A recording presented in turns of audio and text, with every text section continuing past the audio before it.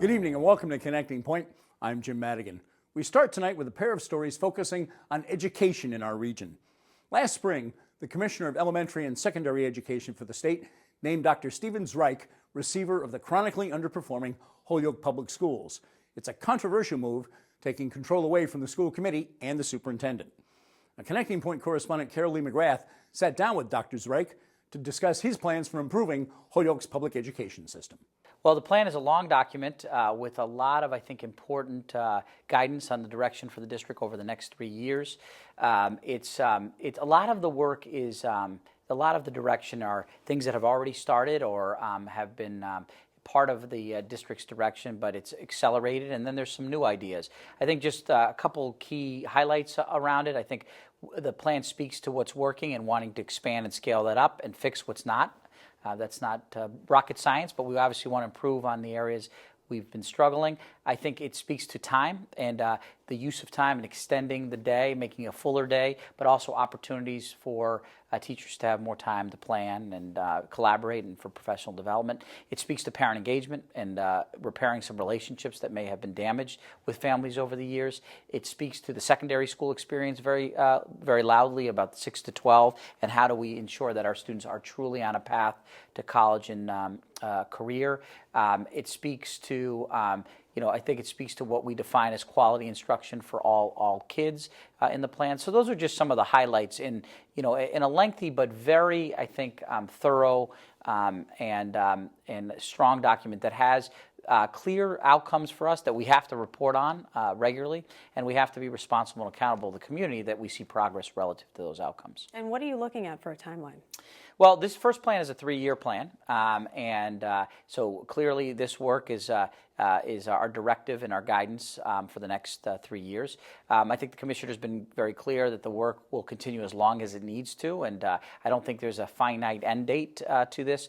At some point, we certainly want to bring the schools back to the city, and that's the intention. That's the direction that I've been given as well. But it's hard to put a finite timeline. If you look at Lawrence, the other district in receivership, they're moving into year 4 and just renewed issued a second turnaround plan for the ensuing years. But it's hard to say. Every district's different. But change takes a long time, and Holyoke's challenges didn't happen overnight, and improvement is not going to happen within just a few years. So you have challenges, of course, that you're dealing with. Mm-hmm. The majority of kids are considered low income. Right. You have English language learners. Mm-hmm. How are you going to deal with those challenges as you move forward? Yeah, I mean, clearly they're challenges that our schools have to wrestle with, but I won't allow those to be excuses. And I think our performance is while I think it's always a challenge for schools with our demographics to be leading the pack in the state, we certainly could be doing a lot better. And when you compare our district to like communities, we are lagging in almost every indicator. And I actually see tremendous potential for us to be a lot further along, especially when we've seen some examples of urban communities that have similar demographics to us outpacing us and have higher graduation rates, stronger literacy performance, better results for English language learners.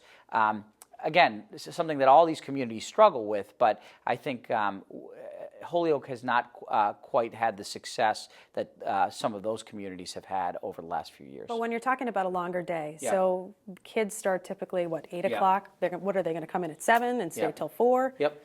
I don't know that because we're giving schools the autonomy to design their plans, and I think we need to be respectful of what the educators in the building think is best for the students, and the families have a role in providing input. I think it can't just be a longer day for the sake of extending every class by 5 minutes. I think that's not going to make the experience better for kids.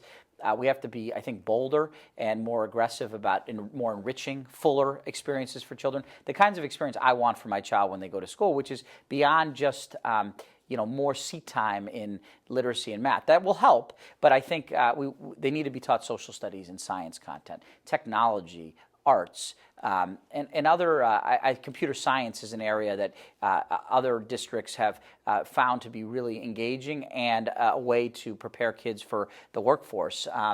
And a lot of students that are motivated by STEM. So it can't be more of the same, otherwise it's not going to be beneficial to our students. You talked a little bit about really engaging parents. Yep. How important is that? Well, we know how important that parent component is. Of course, if parents are involved, kids have a better chance to succeed. How do you get parents' involvement, and how do you make that case to them that, look, we're really invested in this?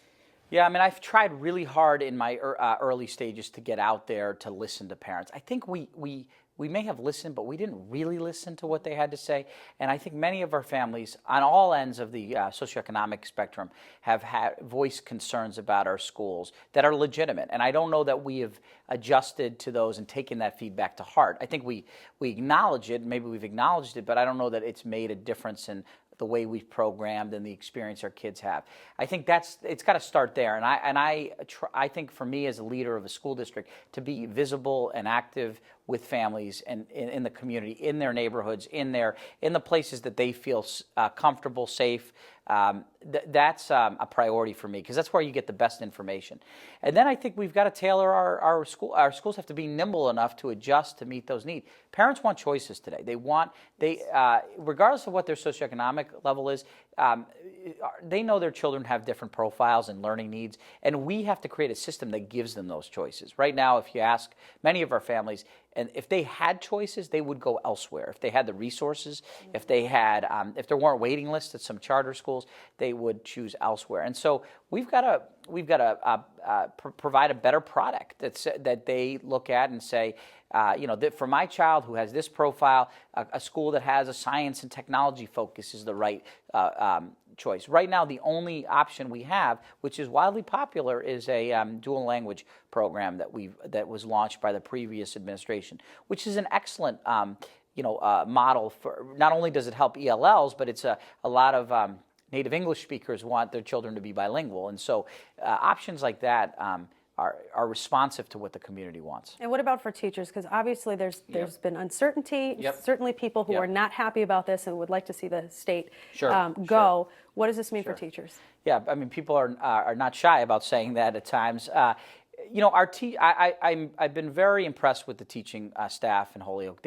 Many want to roll up their sleeves and be part of this. And I've tried, just like I spoke about engaging with families, with the turnaround plan, I have been going out to every school and giving people a chance to ask some questions about the plan, because they legitimately have questions and concerns and skepticism about aspects of it, and everybody wants to know how it's going to impact their work. And so for us, that level of dialogue has been really important. And so I've been very clear. If you're committed to the Holyoke, which many are, we want you to be part of our team. We want you to stay.